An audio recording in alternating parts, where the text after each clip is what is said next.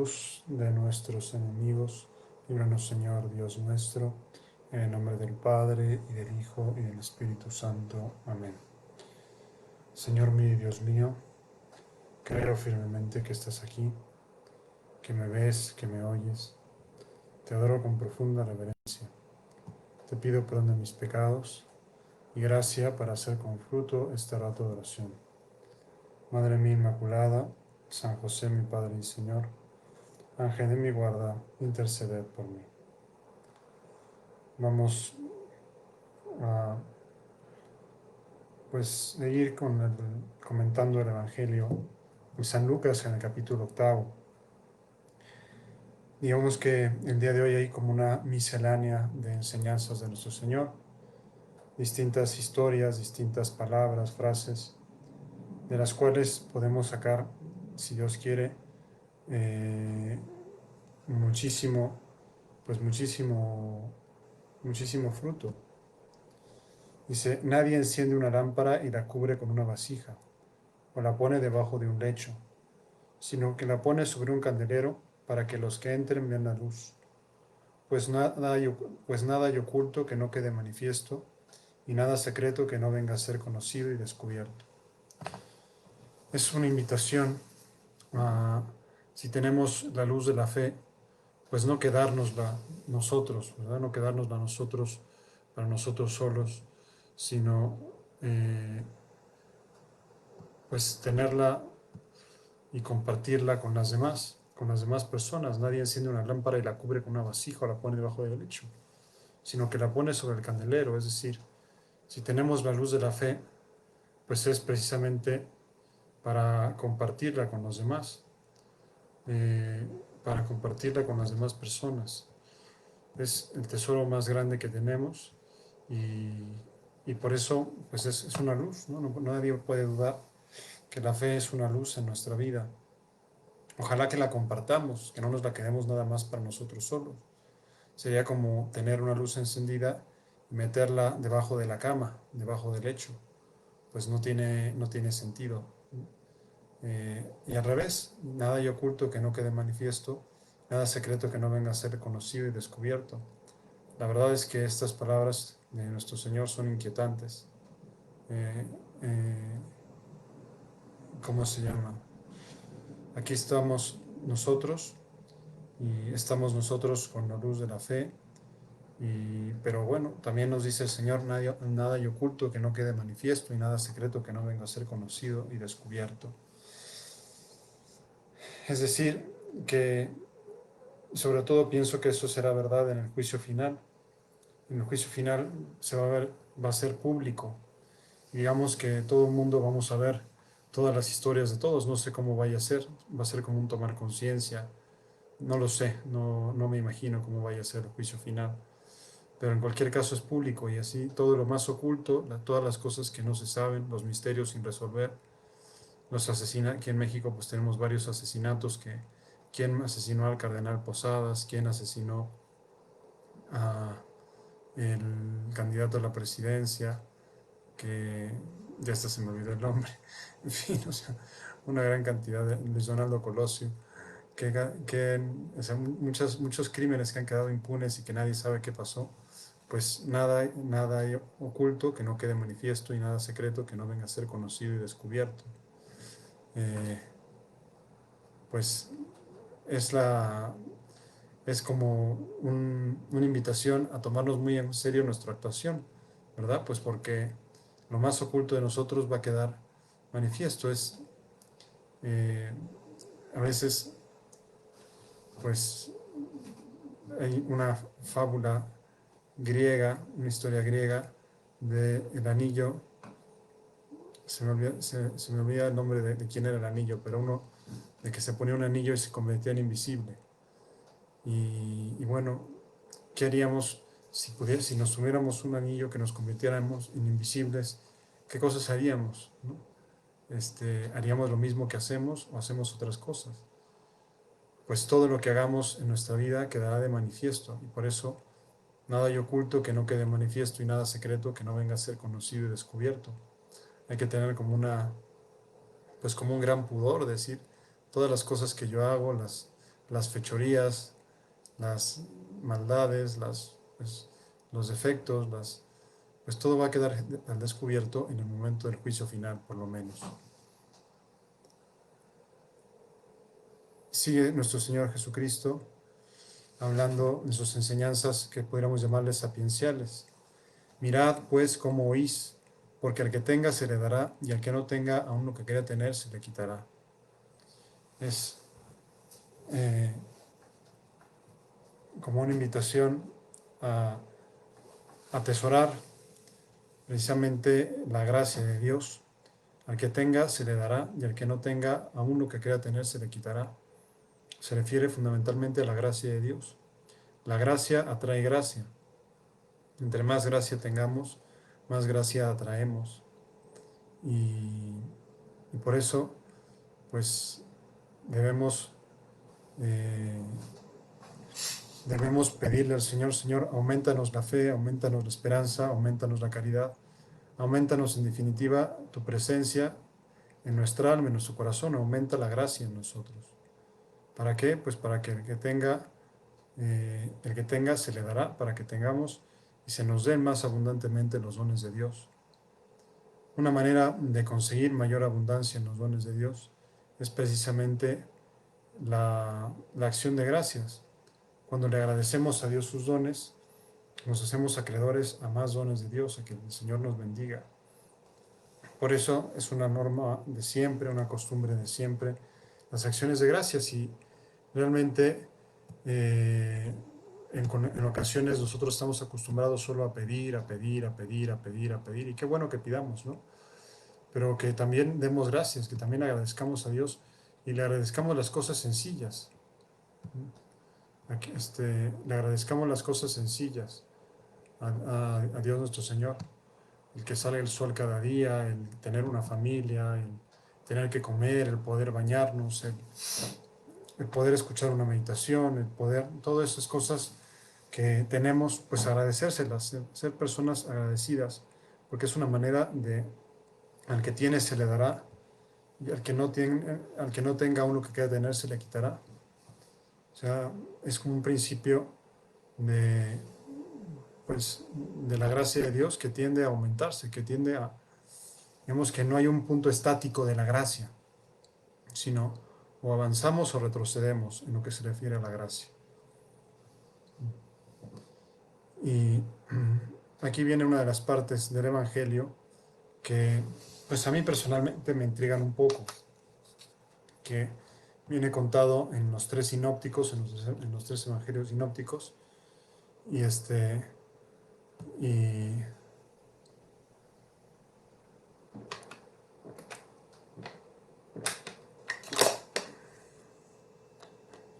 los tres evangelios sinópticos viene contado en lugares distintos, o sea que podemos sacar la conclusión de que efectivamente es un hecho que sucedió.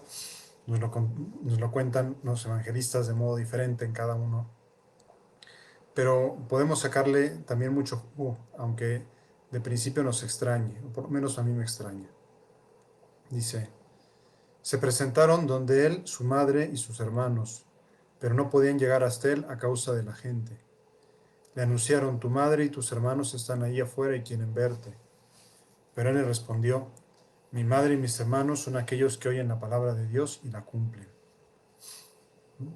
Puede parecer una especie como de despecho, refiriéndose a María, ¿no? Y nos duele, ¿no? Por lo menos a mí me duele, ¿no? Pudiera parecer un hablar un poco como distanciado respecto de la Virgen, ¿no? Al contrario, es el elogio de la Virgen, porque la Virgen es la que escucha los que oyen la palabra de Dios y la cumplen. María escuchó la palabra de Dios: he aquí la esclava del Señor, y hágase en mí según tu palabra.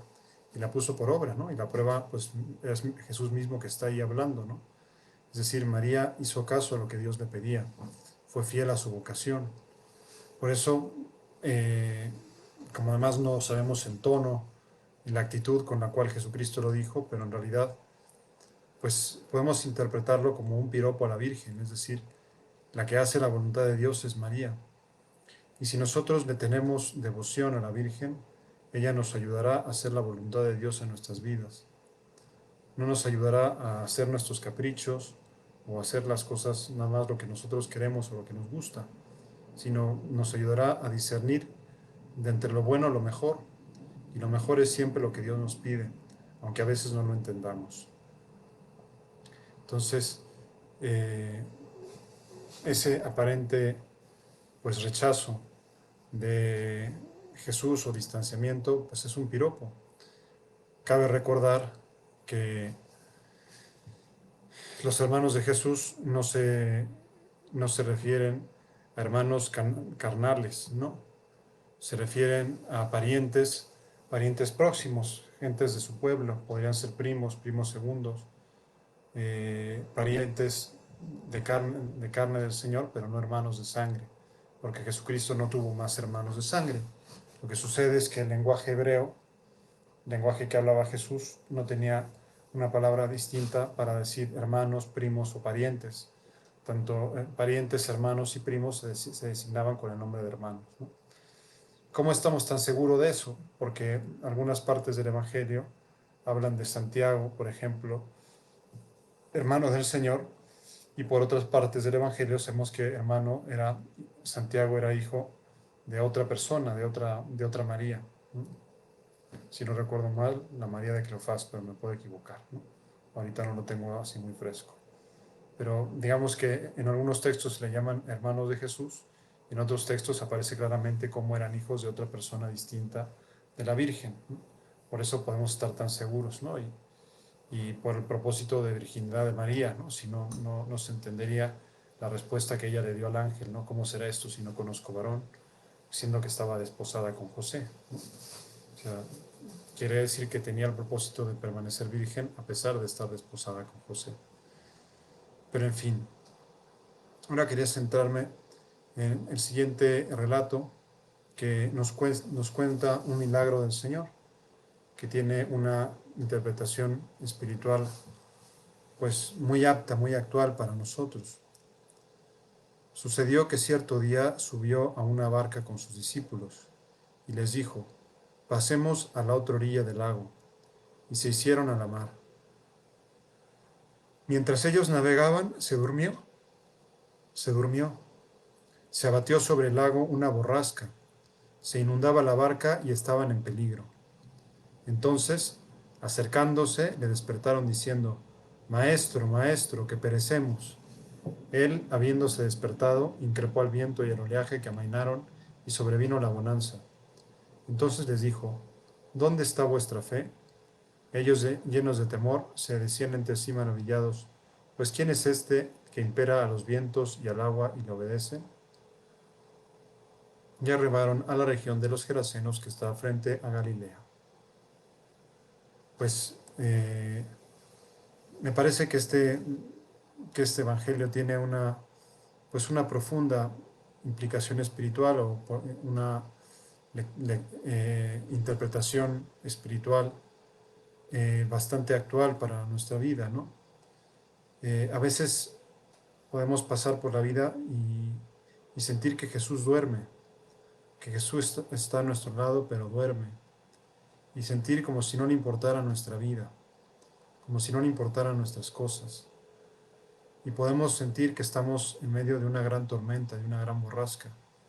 Ahora, pues en algunos lugares, ¿verdad?, las incertidumbres políticas pues llevan a decir, bueno, ¿qué va a ser de nosotros? ¿Qué va a ser del país? ¿Qué va a ser? ¿No? Y nos llevan como a cuestionarnos, ¿no? Señor, ¿qué ha pasado? ¿No? ¿Por qué permites estas cosas? ¿Por qué permites estas dificultades? ¿Por qué permites estas incertidumbres? Eh, y nos puede pasar que, como los apóstoles, pues le reclamamos al Señor: Señor, que perecemos, Señor, que nos hundimos, Señor, que nos vamos al fondo del mar, ¿no? O sea, en ocasiones podríamos tener como esa impresión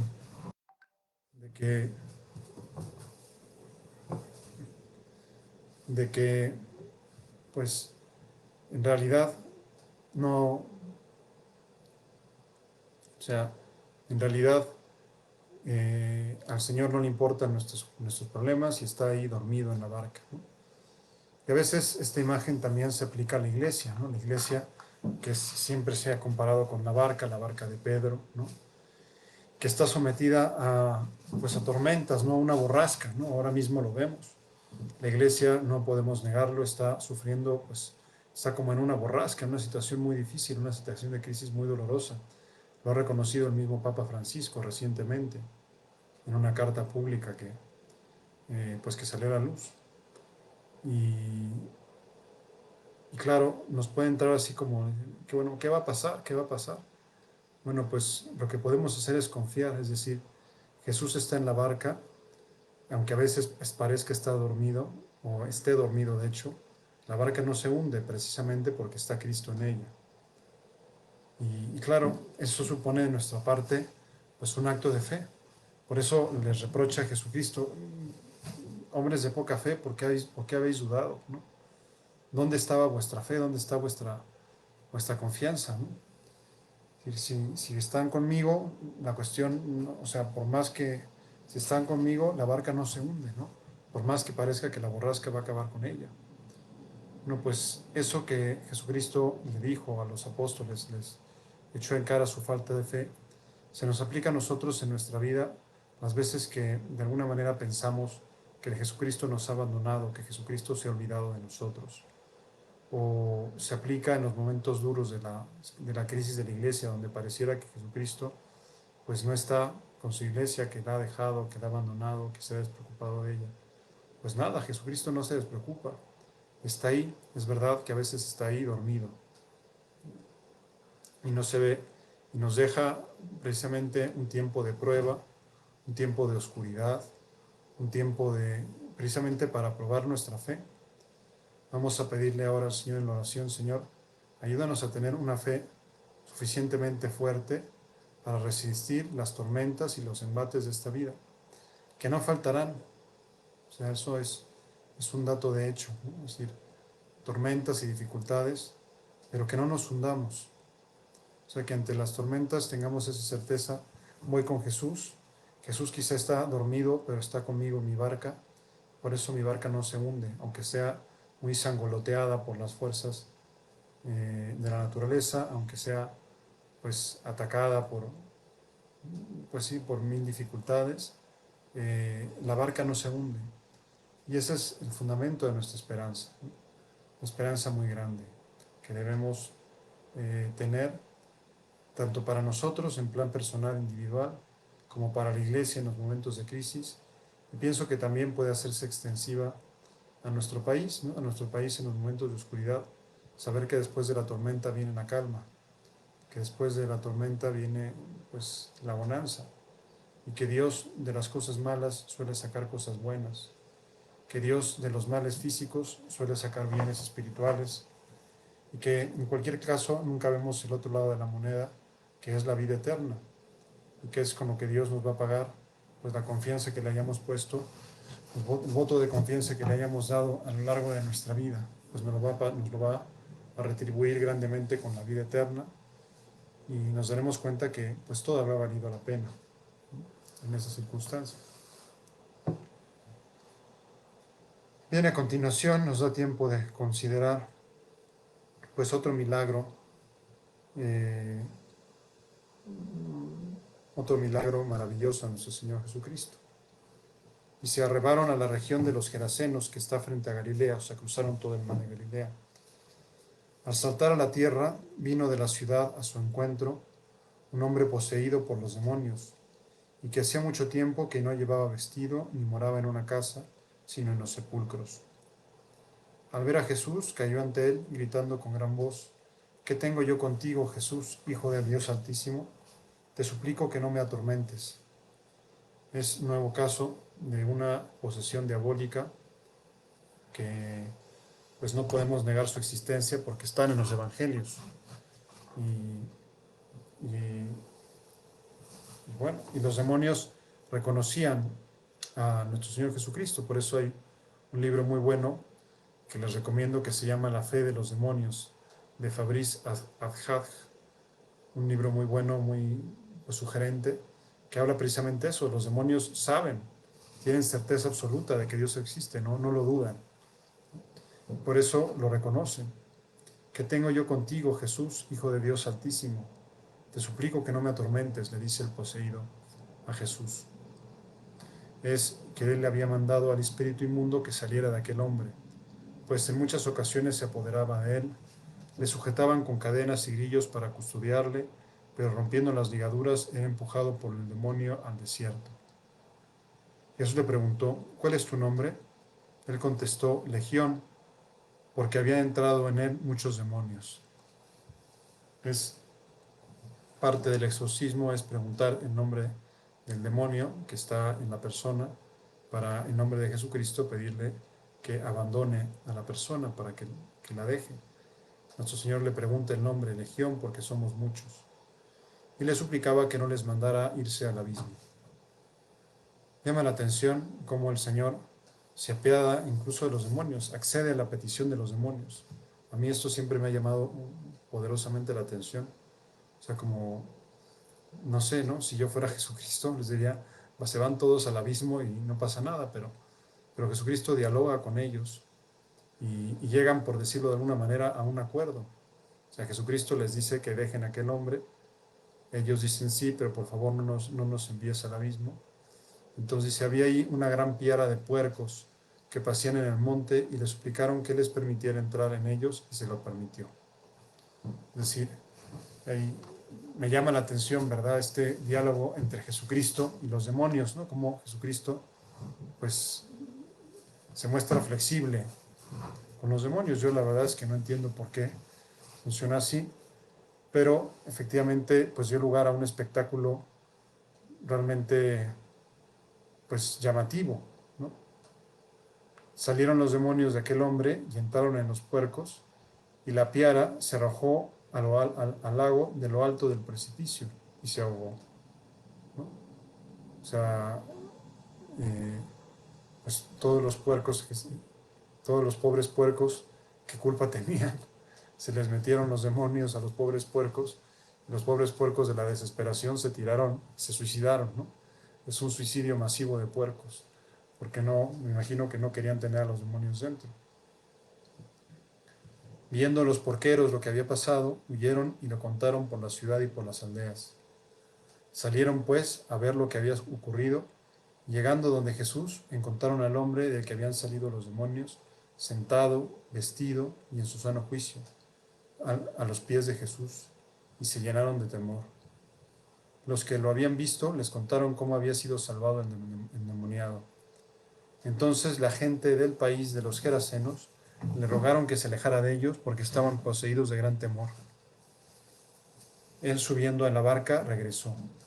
A mí siempre me ha llamado mucho la atención en este texto cómo, pues, los gerasenos es como si le dieran más importancia a los puercos que al hombre, es decir, estaban sobrecogidos de gran temor, pero al hombre que estaba poseído y que no podían contener ni con cadenas, y que estaba desnudo y que solía estar entre los sepulcros y que solía irse al desierto, pues ahora lo veían sentado en su sano juicio, vestido, perfectamente curado.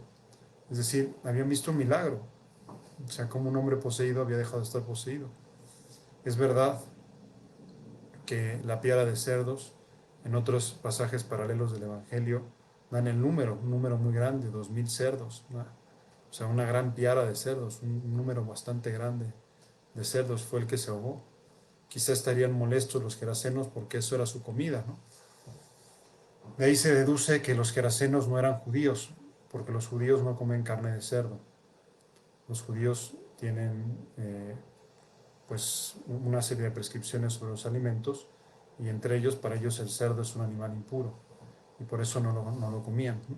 Entonces los gerasenos claramente no eran judíos, pero en cualquier caso pues vieron el milagro, ¿no? El hombre que estaba poseído y que dejó de estarlo y que pasó a estar eh, pues en su sano juicio. Y sin embargo, a pesar de haber visto el milagro, a pesar de haberles contado cómo pues Jesús sacó al demonio de ese hombre, lo envió a los cerdos y tal, pues la gente le pide que se vaya. Es decir, a mí me llama mucho la atención cómo entonces toda la gente del país de los Gerasenos le rogaron que se alejara de ellos. Él, subiendo a la barca, regresó. También les hizo caso, ¿no? Como diciendo, bueno, si no quieren que esté con ustedes, pues me voy, ¿no? Ciertamente Jesucristo no estaba enviado a predicar más que a los de Israel, o sea, no eran parte de su misión. Seguramente Jesucristo quiso cruzar el lago sencillamente para hacer ese milagro y liberar a aquel hombre. Ahora, llama también la atención dentro de este milagro cómo aquel hombre quiso quedarse con Jesús y Jesús no se lo permitió. Es decir, es a la inversa del joven rico. El joven rico que Jesús quiso que se quedara con él y él no quiso. Este, en cambio,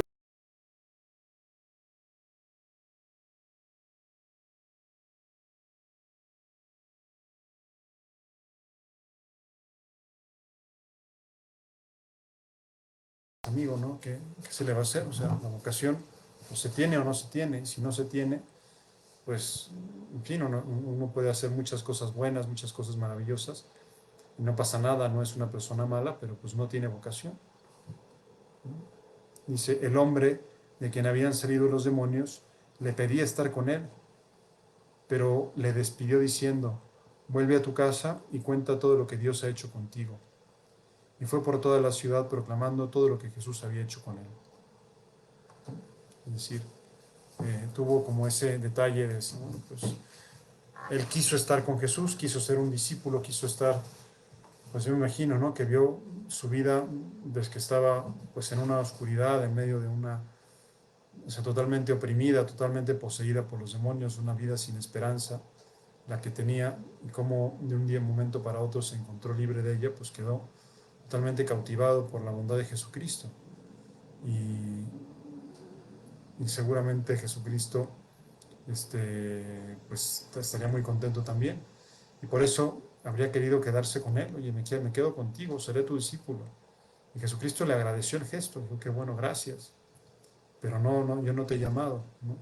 Tú ve a tu tierra, ve con tu familia, ve con los tuyos y cuenta lo que Dios ha hecho contigo, ¿no? Es decir, la vocación es un misterio y no todo el mundo tiene vocación. Vocación particular, vocación que Dios nos llama para algo, pues eso es verdad, ¿no? Dios nos llama para alguna cosa y no, o sea, toda persona sobre la tierra tiene una misión, pero bueno, no toda persona sobre la tierra tiene vocación, por ejemplo, al sacerdocio, no toda persona sobre la tierra tiene vocación al estado religioso, no toda persona que está sobre la tierra tiene alguna vocación particular, ¿no? Entonces, aquel buen hombre, aquel buen Geraseno, pues como no era judío y Jesucristo se dirigía a los judíos, pues en ese momento no podía ser parte de la compañía del Señor. Y el Señor le dice, mira, pues no, pero no, tampoco es que no tengas misión, ¿no? Ve y cuenta entre los tuyos las maravillas que Dios ha hecho contigo. Y efectivamente, aquel hombre descubrió, por decirlo así, su vocación, porque fue por toda la ciudad proclamando todo lo que Jesús había hecho con él, ¿no? Una ciudad que no era de judíos, sino que era de paganos, pero pues preparando la predicación que después haría la iglesia en todos esos territorios. Pues vamos a terminar, ¿verdad? Pues mirando sobre todo a Jesús dormido en la barca. A veces parece que Jesús está dormido en la barca de nuestra vida, que está Jesús dormido en la barca de la iglesia. Vamos a despertarlo, ¿verdad, Señor? Despiértate, no nos dejes solos, ayúdanos a ver la luz, ayúdanos a ver la fuerza de tu poder, no nos abandones. Te lo pedimos en nuestra vida personal, te lo pedimos en nuestro país y te lo pedimos en la Iglesia Universal. Y te lo pedimos por intercesión de nuestra Madre, Santa María, intercesión que siempre, omnipotencia suplicante, siempre querrás escuchar.